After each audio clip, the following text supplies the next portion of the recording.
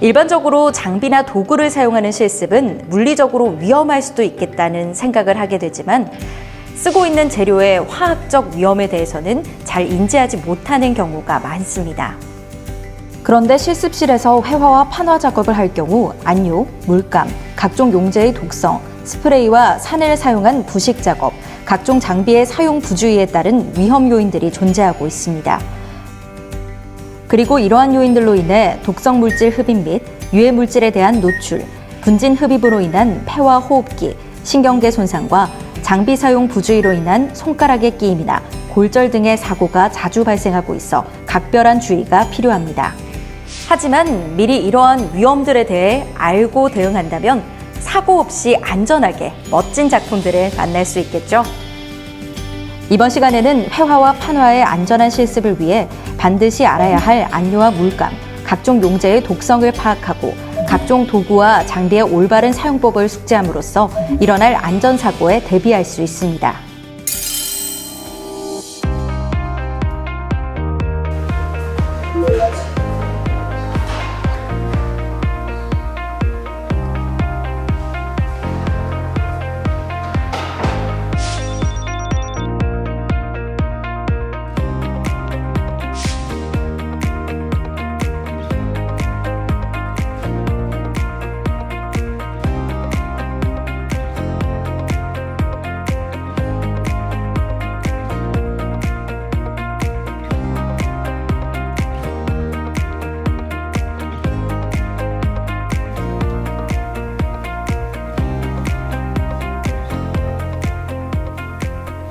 졸업작품인가요? 아, 네. 근데 붓을 안 쓰시고 손으로 작업하시네요? 세부 표현이 확실히 달라져요. 멋지네요. 선배, 야, 너 지금 정신이 있어 없어?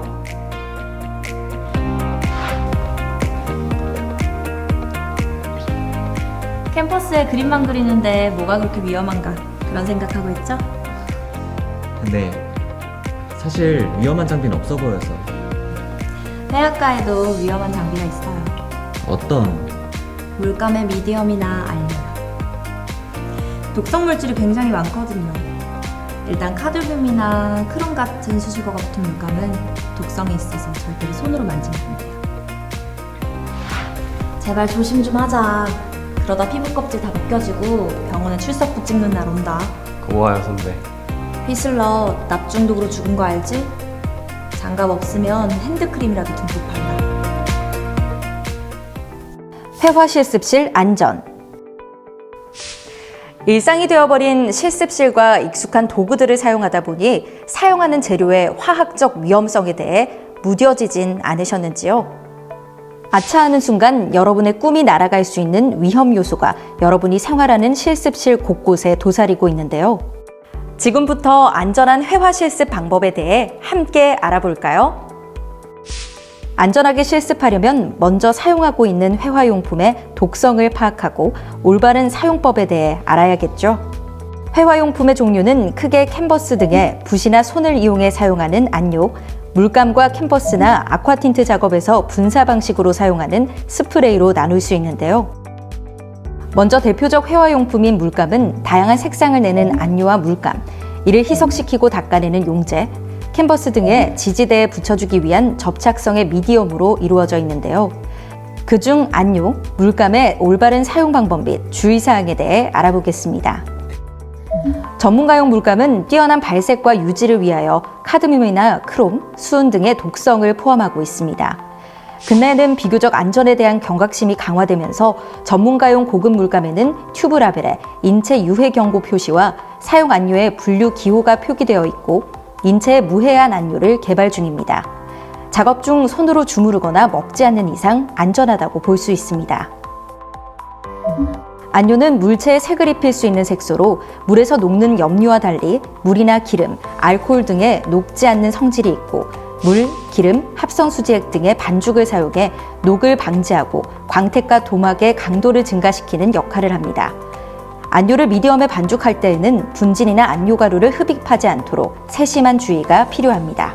이를 위해서는 작업자는 미세한 안료 입자로부터 눈을 보호하기 위한 보호 안경과 분진 흡입을 차단하기 위한 방진 마스크, 직접적인 물감과의 접촉 차단을 위해 보호 장갑을 필히 착용해야 합니다.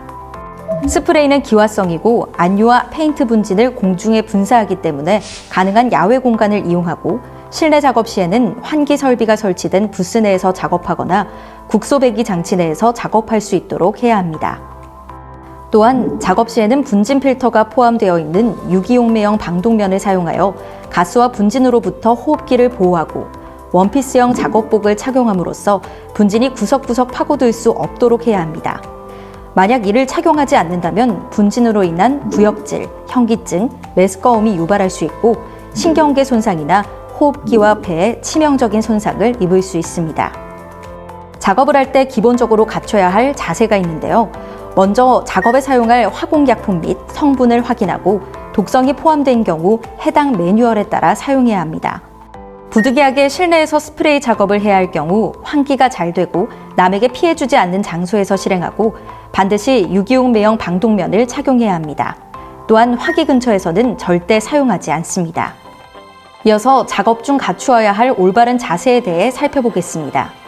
장시간 테레핀 등 휘발성 용제를 사용할 때에는 반드시 창문을 열거나 중간중간 환기를 시켜주어야 합니다.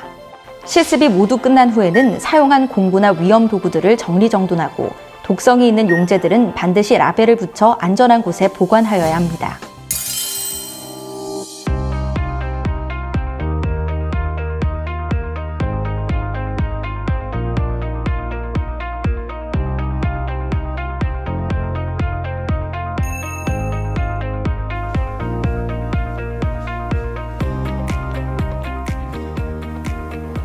묘혜 씨, 어디세요? 혹시 오늘 인터뷰 아, 그게 오늘은 좀 힘들 것 같아요. 왜요? 무슨 일 있으세요? 아, 그게...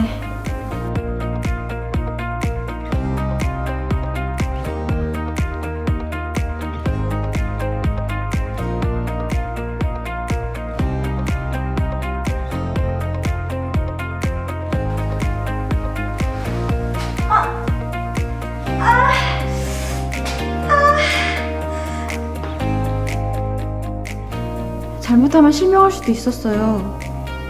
안대만 썼었어도. 아니면 실습실에 눈세척 장비만 있었어도 이렇게까지 크게 다치진 않았을 거예요.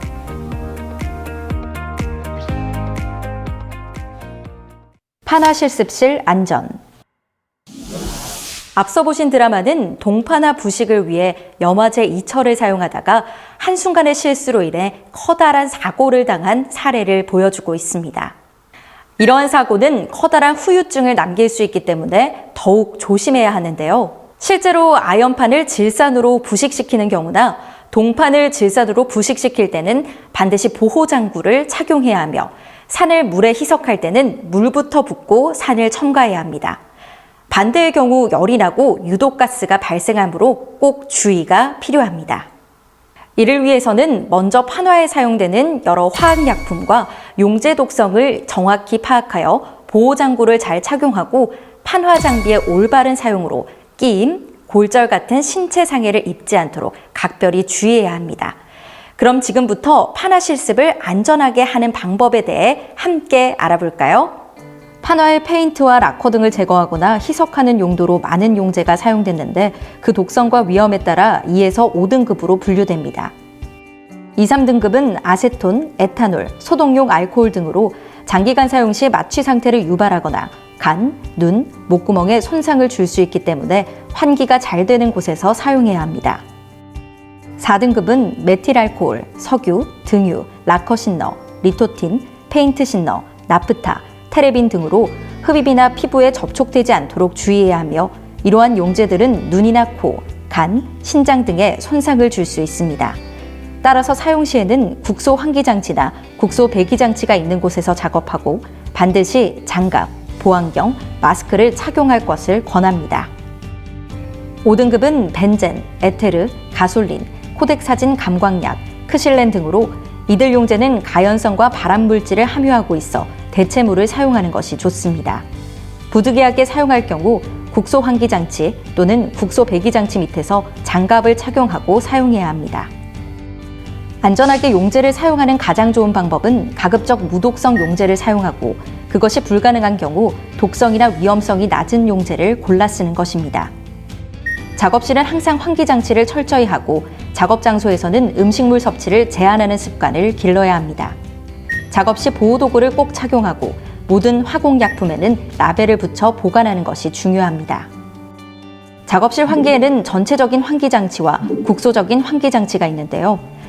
작업실 전체의 공기를 바꿔주는 희석 환기 장치로 독성이 적은 가스나 증기, 냄새 등에만 어느 정도 효과가 있을 뿐 맹독성 재료 사용 시에는 전혀 도움이 되지 않습니다. 동판 해칭 작업이나 아쿠아 틴트 작업 시에는 질산, 염화제 입철, 염산, 라커 스프레이 등 맹독성 용제를 사용하게 되는데요. 이럴 때는 국부 환기 장치를 사용해야 유해 물질이 관을 통해 밖으로 배출됩니다. 파나에 주로 사용되는 장비로는 프레스, 절단기, 캐리어가 있는데 프레스는 압력을 이용하여 그림을 찍어내는 도구로 판을 따라 동판 프레스, 석판 프레스, 목판 프레스로 나뉩니다. 절단기는 동판이나 아연을 원하는 크기로 자를 수 있습니다. 돌석판을 옮겨주는 유압식 캐리어 역시 판화에 사용되는 대표적인 장비입니다. 모든 장비가 간결한 기계 구조이기 때문에 조금만 주의를 기울이면 큰 사고로 이어질 가능성은 적습니다. 하지만 육중한 장비들이기 때문에 한 번의 방심이 신체에 큰 위해를 가할 수 있음을 명심해야 합니다. 따라서 판화 장비 사용 시 올바른 자세가 중요할 텐데요. 하나씩 살펴볼까요? 동판 프레스에서 가장 많이 일어나는 사고는 롤러와 베드 사이에 손가락이 끼는 사고입니다. 이를 방지하기 위해서는 어떻게 해야 할까요? 항상 안전을 사용하는 펠트는 뒤에서 당겨주며 작업을 해야 하고 판 종이에 맞는 프레스를 사용해야 합니다. 캐리어를 사용할 때에는 돌의 위치와 캐리어의 상판 높이를 맞추고 캐리어의 바퀴를 단단히 고정한 다음에 돌을 캐리어 방향으로 밀어 넣어야 합니다. 석판을 옮기다 떨어뜨리면 심각한 외상을 입을 수 있고 돌이 깨질 수 있기 때문에 정확한 사용 방법을 숙지해야 합니다. 페달식 절단기를 사용할 때 가장 중요한 건 손입니다. 판을 누르는 손은 항상 날 뒤쪽에 위치해야 하고 날이 내려와도 움직이지 않도록 단단히 고정해야 합니다. 잘려나갈 때에도 큰 소리가 나기 때문에 무의식적으로 손을 놓지 않도록 해야 합니다. 학교에서 사용하는 페달식 절단기는 작은 규모이지만 양손이 자유로워 주의하지 않으면 큰 사고가 날 수 있습니다. 목판화 제작 중에도 종종 작은 사고들이 일어나는데요. 조각돌을 파면서 고정하며 누르는 손은 항상 칼날이 지나가는 방향 뒤쪽에 있어야 합니다. 만약 진행 방향 위쪽에 있다면 조각도 중에 자신의 손을 찌르게 됩니다. 지금까지 판화 작업 시 갖추어야 할 자세에 대해 알아보았는데요. 작업존으로 나누어 어떤 자세를 갖추어야 할지 좀 더 자세히 알아보겠습니다. 판화 작업을 시작하기 전에 작업실을 환기시키고 보호장구를 착용하고 판화 기계 상태도 미리 체크해야 안전한 작업이 될 수 있습니다. 작업을 마친 후 가장 중요한 것은 사용한 화학약품들을 라벨지에 붙여 정리하는 것입니다. 작업 후에도 남아있는 분진이나 가스 등을 충분히 환기시키고 사용한 기계와 공간에 대한 정리도 잊지 말아야겠습니다.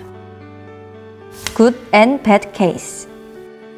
실제 발생했던 사고 사례를 보면서 평소 자신도 모르게 안전수칙을 지키지 않고 있는지 생각해 보세요.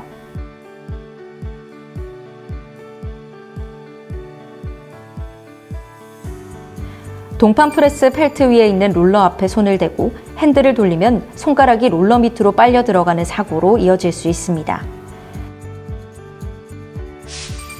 따라서 작업 시 펠트를 고르게 펴고 핸들을 돌릴 때에는 펠트 위에 손을 대지 않아야 합니다.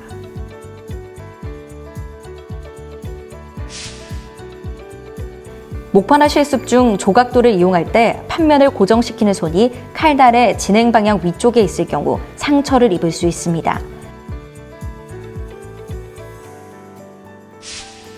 따라서 조각도로 판면을 팔 때 판면을 고정시키는 손을 조각 칼날 뒤쪽에 잡고 작업해야 합니다.